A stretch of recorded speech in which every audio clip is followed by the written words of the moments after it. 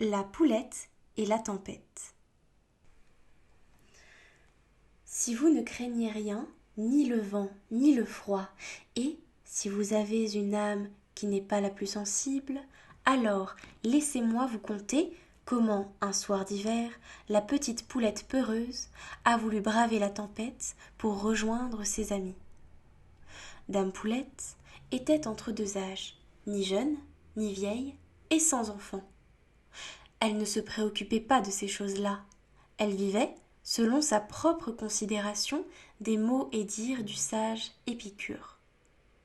Dame Poulette, ce jour-là, vaquait à ses occupations. On l'imagine, la vie d'une poule durant l'hiver n'est pas aisée. Point de vers à croquer, ni d'insectes à gober, et encore moins de graines ou de germes à dévorer. Alors, à quoi donc peut s'occuper une poule si ce n'est pas à manger, me demanderez-vous? À cela, je réponds, mais à danser, évidemment. Les poules excellent en la matière, si bien qu'elles se sont même vues chaparder leur chorégraphie attitrée par leurs cousins éloignés, les canards, qui en ont, par la même occasion, fait une institution. Malgré ce vol éhonté, les poules n'ont jamais perdu leur entrain et ont continué leur réunion dansante bon train.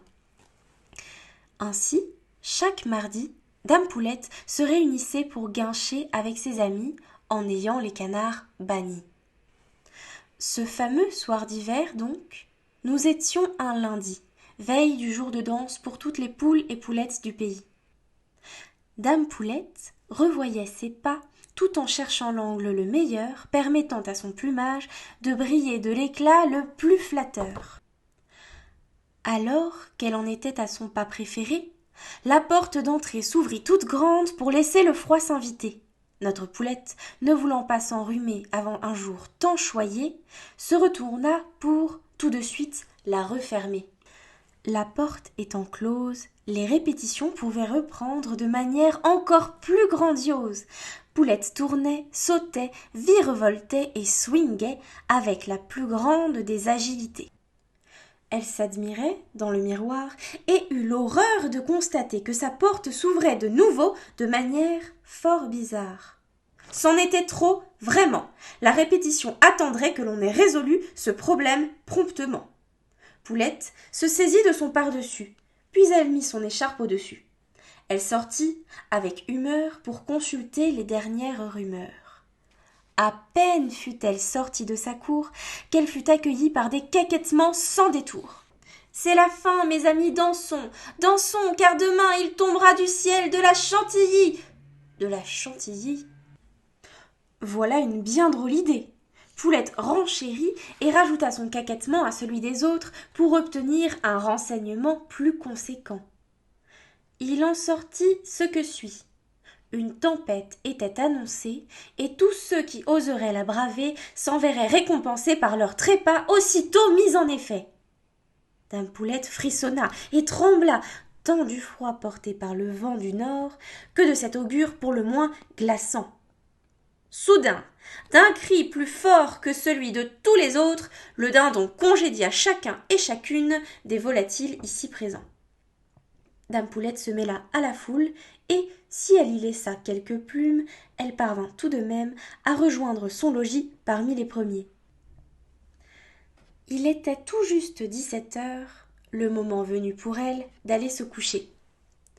Son sommeil ne fut pas de tout repos.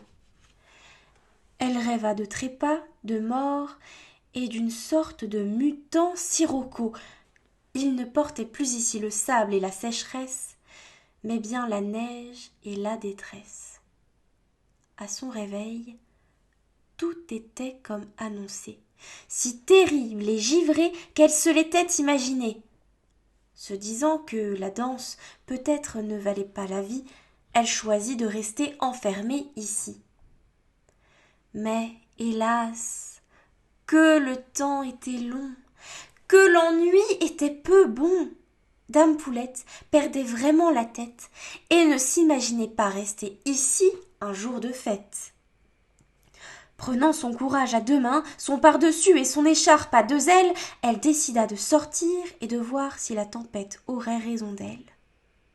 À peine la porte fut-elle ouverte, que la bise vint croquer sa tendre peau qui se para d'une sorte de manteau boutonneux que nous nommerons ici très justement une chair de poule.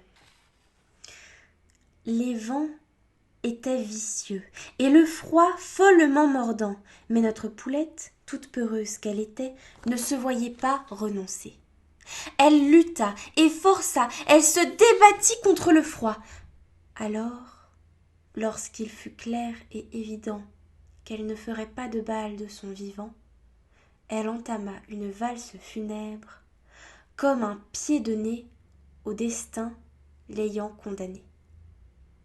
Elle tourna, elle remua, elle dandina, et jamais on ne vit une poule si bien danser. Elle dansa encore et encore, usant toutes ses forces pour profiter de la gigue qu'elle avait tant désirée. À force de remuer avec tant de volonté, elle attira le regard de tous ses voisins qui se mirent à la contempler d'un air désabusé. Elle avait osé la bougresse. Elle, la plus peureuse de toutes les poulettes, avait bravé l'interdit et même aussi le danger. Alors que les heures s'égrenaient, la poulette était toujours dehors, bel et bien coincée. Au cœur du tourbillon des vents, elle ne pouvait plus s'échapper, et personne n'aurait osé ouvrir la porte face au giboulée. Lentement, tout doucement, ses gestes perdirent en vivacité, et le mouvement n'eut plus grande vitalité. C'est sur le 5e pas, son préféré, qu'un vent encore plus glacial que tous ceux qui jusque-là l'avaient frappé, décida de la figer. Dame Poulette fit alors retentir le plus joyeux des caquettements. Elle avait bien dansé et son âme se sentait entièrement comblée. Jamais on n'avait vu une poule si bien danser, se dirent tous ses voisins qui venaient de la voir ainsi valser.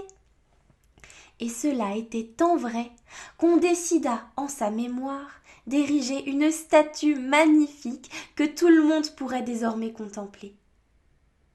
Ainsi se finit l'histoire de la plus téméraire de toutes les peureuses poulettes que cette terre n'ait jamais portée.